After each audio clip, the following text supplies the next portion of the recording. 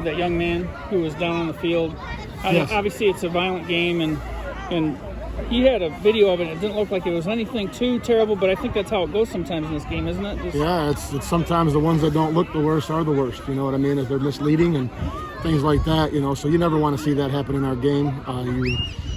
We always talk before the game, and I ask the higher powers in the football guys to make sure that both teams walk off this field. You never just want to play for your own or wish good on your own team.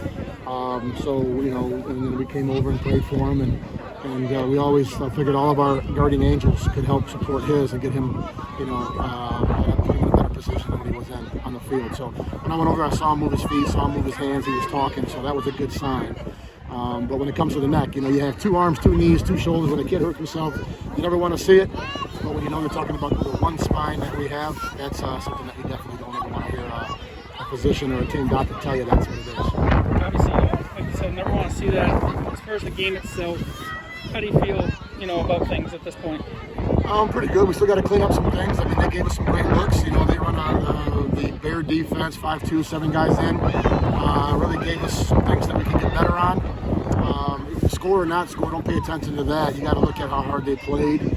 They made some plays. That quarterback's a gritty kid. I just told him at the end there that I thought he was one of the best quarterbacks I've seen play all year. And if any colleges want need any information on him, I'd be more than happy to stamp my name of approval on that young man. He's gutsy, he's tough, he's a really good quarterback, and I can tell that they might not have the numbers they normally would have, and he's definitely a great quarterback. That was the plan coming in. Our game plan was to stop him, and he still had some success. So hats off to him and that whole team for coming over here after having a week off, going through the things that they had to go through, and still show up, put the pads on, and respect the game of football.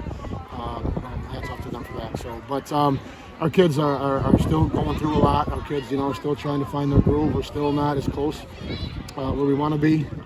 We need to be able to not put ourselves, the things that we're going to look at with the win, you got to be happy and celebrate it and enjoy that we're moving on and we have another week to correct those mistakes. But we can't put ourselves 2 or 3 times today in a second 20. I guess the team's moving forward. You're not going to be able to get out of those holes.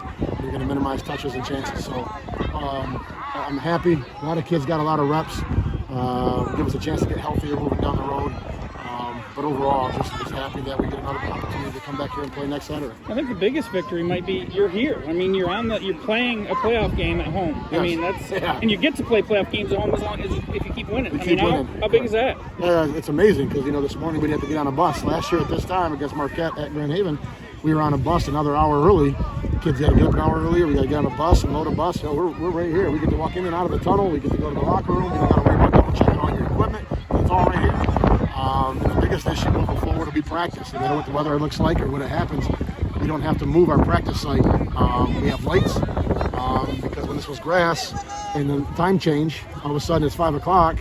You can't get anything done because you can't practice out there because there's no lights. And then when you got, then you practice on your game field and it's not, or you got to travel somewhere that has turf to practice under the lights. So you can come back and play a game on grass. So this is an amazing, and I hope we continue to use it and play good football. Cedar Springs again, familiar foe? They've become the Lowell. I was thinking about it last night, and I know Lowell's in Division 2. But recently, Gus has done such a great job with Cedar Springs and their program and their kids and their expectations of winning, that it's becoming go back to the 14 game and then a couple games, the last 2 years and now again. So they've become the Lowell-Muskegon rivalry where when you're talking about Division 3 football, districts and regionals, you're talking about Cedar Springs.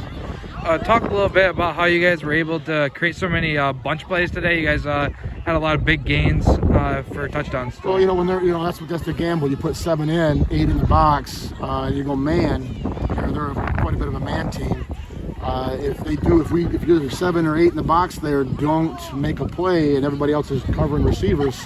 It creates a lot of space in the middle of the field, and I think that's what the thing for us was. We want to take advantage of teams that play man-to-man, and then get second level and let our kids, try to make a play.